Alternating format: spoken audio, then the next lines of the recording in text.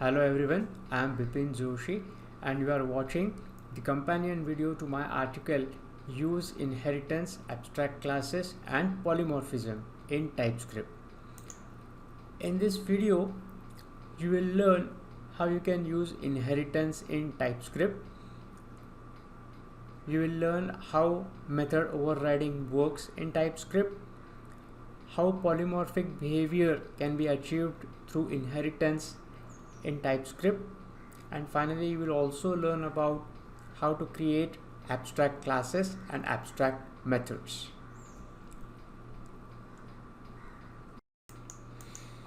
So basically I have created a new MVC project in Visual Studio. Now what I will do is under www root I will add a new folder.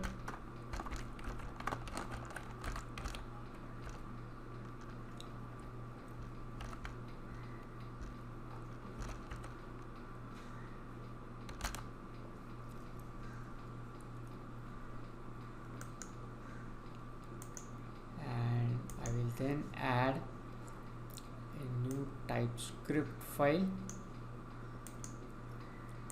Let's call it inheritance.ts.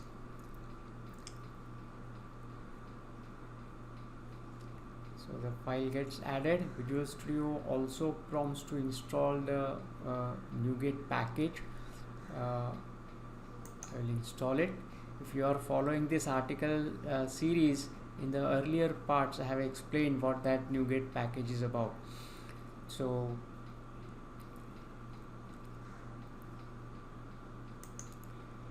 basically it installs this particular NuGet package. Okay, now inside this inheritance.ts file I will create the abstract contact class, which is acting as a base class for the other two classes.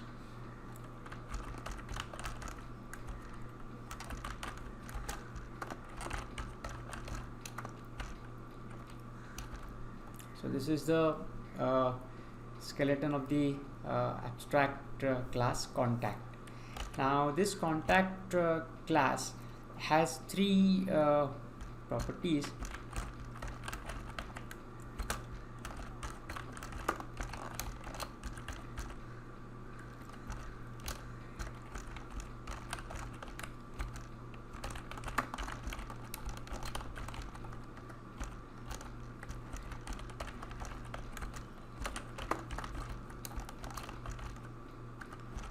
So I added three properties: contact ID, number, first name string and last name string.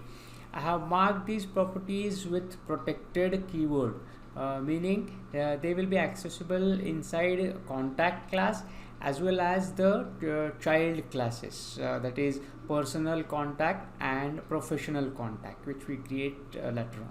So earlier in the earlier parts we have already discussed about private and public access modifiers. Here we are using protected. Now I will add constructor to my class.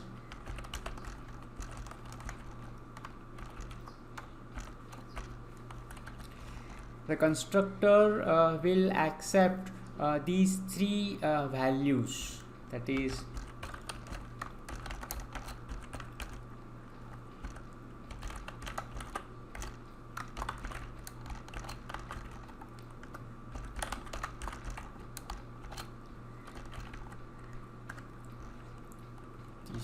values, and inside I will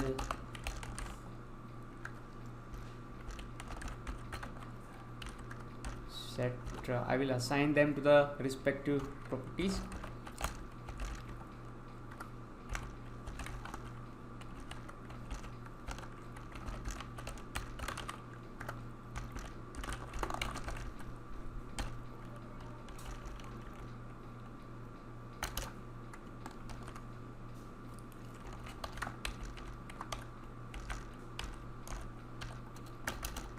So this is the constructor of my class. I will also add a method called get full name, which simply returns the first name and last name to the caller. So let me add get full name method that returns a string, and inside I will simply return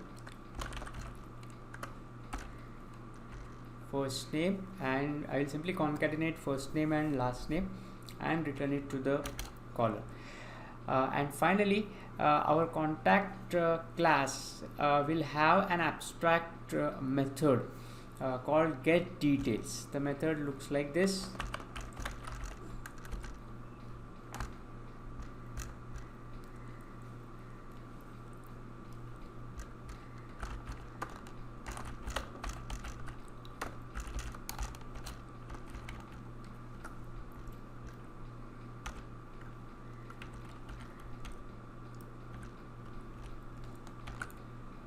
The child classes, the derived classes, personal contact and professional contact, they will have to implement this get details method, because we have marked it as an abstract method. So the derived classes must implement this particular method. So this completes our contact class. Contact class is abstract. It has 3 protected members. The constructor assign those values to those members. It has a get full name method which returns first name and last name to the caller, and finally it has the abstract get details method. So this is our contact abstract class. After creating the contact class, I will add a couple of enums that we require in our derived classes. So let me add them. So I basically added 2 enums: personal contact type, which contains members such as friend, family member, and so on, and a second enum is professional contact type, which contains members such as financial, medical, consultant, and stuff like that. So these 2 enums are used by our derived classes. Then I will proceed to create the first derived class, that is personal contact. The class looks like this. Personal contact extends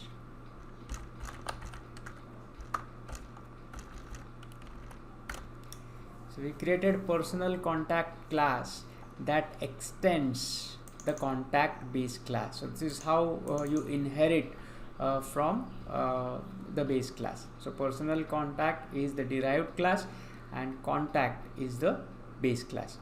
Now inside personal contact we need a few more properties. So let me copy them from here to save some time. So I added 4 private properties here: email, phone, birth date, and contact type. The base class already has 3 properties: contact ID, first name, last name, and now the personal contact derived class have 4 more. These are the properties. I will also add constructor to personal contact. This is the constructor. The constructor basically accepts all the property values, properties of the base class as well as this particular class. So all the values are accepted through constructor. Inside the constructor, the first line is super into bracket contact ID, first name, last name. The super keyword basically indicates the base class. So we are essentially invoking the base class constructor and passing the 3 values which are required there. If you remember, our base class has these 3 parameters. So we invoke this base class constructor using super keyword and pass these three values, and we assign the remaining properties after that. So we set email, phone, birth date, and contact type. So this is the constructor we have. I will then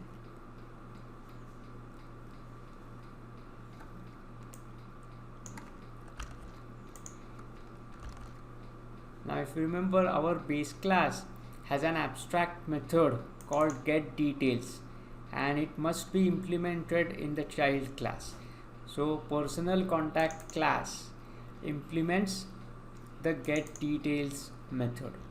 Inside getDetails, you declare a string variable, a local string variable details, and you basically form a string by concatenating various properties, including contact ID, contact type, email, phone, and birth date, and you return that string back to the caller.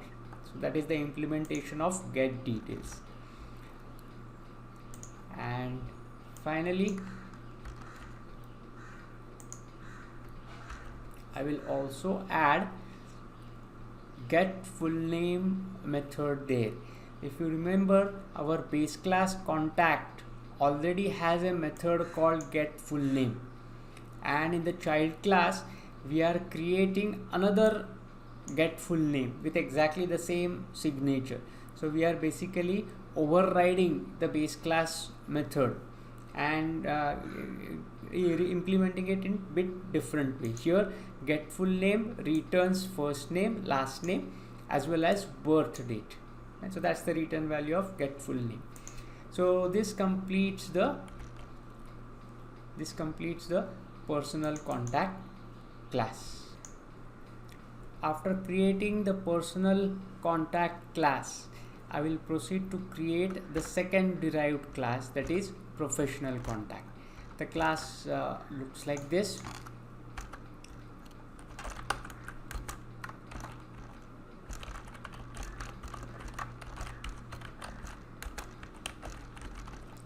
Class professional contact extends contact. Professional contact class also has few extra properties, so let me add those properties. So here there are properties such as emails. Now professional contact emails is a string array, so more than one email can be specified. Phones, more than one phone numbers can be specified, so that is also a string array. Then you have company, the company name, then notes, and contact type. Contact type this time is professional contact type. Now I will add constructor for professional contact class.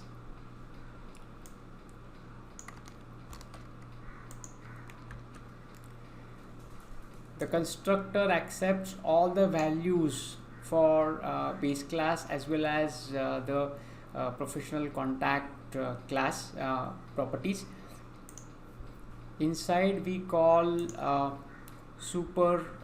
we use super keyword to invoke the base class version of the constructor, and the other properties are also assigned. So this is the constructor of professional contact class.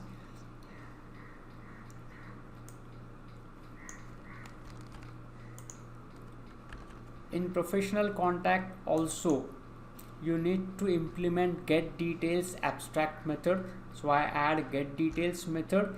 This time I will simply return contact ID, full name, contact type, and company to the caller.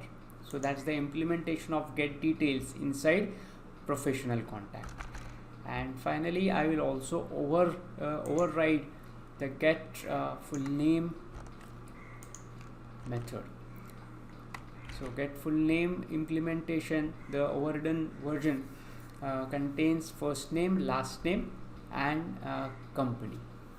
So this is our professional contact class. So we created contact as the base class, personal contact as the first derived class, and professional contact as the second derived class. Now that we are ready with both the derived classes, let's try to use them in some code.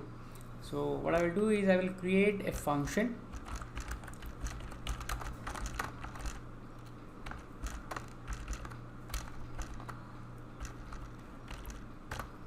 I created a function called do work just for the sake of testing whether our classes are working as expected or not.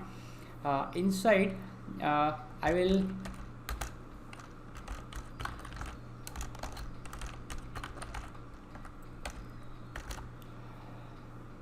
I created a variable of type contact. So the variable the type of the variable is contact, the base class. I will also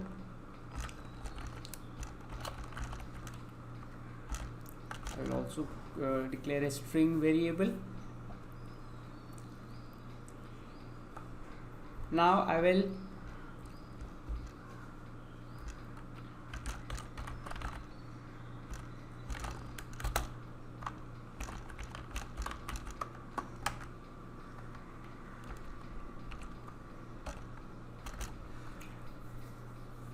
create an object of personal contact and assign it to the contact variable.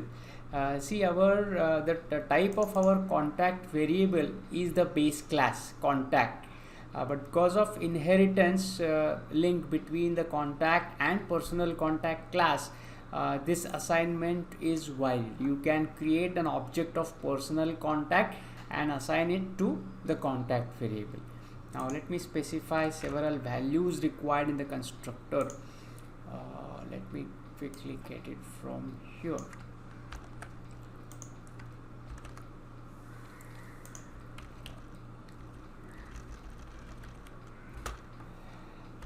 Okay, so this is what we have. Contact equal to new personal contact, then contact ID, first name, last name, email, phone number, some birth date, and the personal contact type. Right. I will then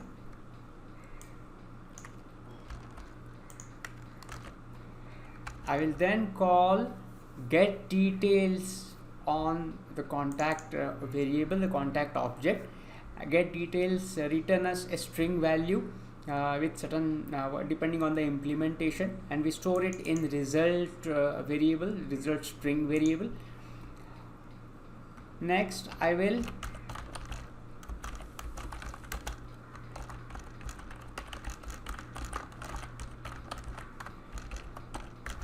now create an object of type professional contact, and I will store it in the same contact variable. Again, professional contact is a derived class, so this assignment is perfectly fine.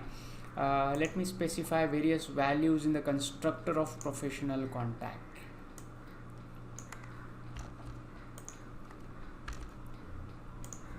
Let me add those values.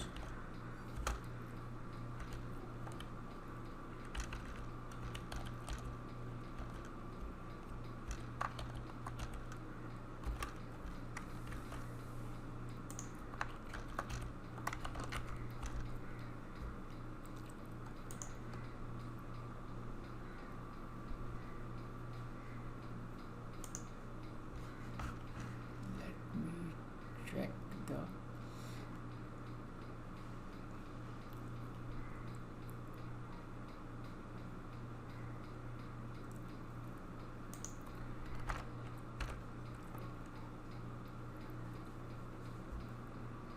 so let me just move the company parameter. Sure. So now we have a professional contact object with again contact ID, first name, last name, company name, email and phone number. Now this time emails and phones, they are arrays, string arrays. Although I am passing just one value, I make it an array and then pass it to those respective parameters. And finally the notes, notes followed by professional contact type dot consultant. And so this is the object of the professional contact. I will now invoke get details on contact object again. See, the previously when you invoke contact.getDetails, the underlying object was personal contact. So implementation of get details that inside personal contact, that gets executed and the results are assigned. Second time, when you call contact.getDetails, the contact object is now professional contact. So get details of professional contact will be invoked, and the results we are storing it in the result variable. Now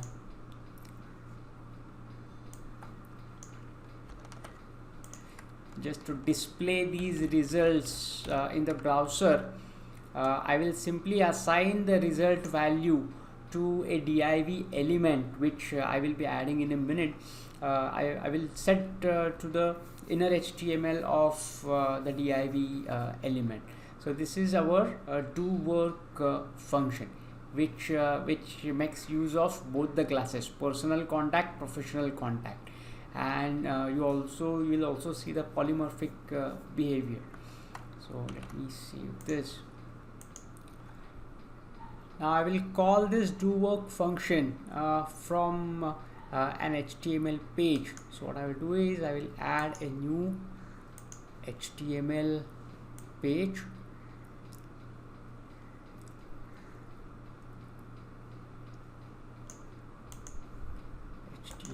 Let me call inheritance.html. Now inside this page, I will add a div element with id msg. If you remember, in do work, we are finally assigning the value to the msg element. So that's this div. On the onload of the body element, I invoke the do work function, and at the end I have added a script reference to the inheritance.js file. This is our final output. So I added this. Now let me run inheritance.html in the browser.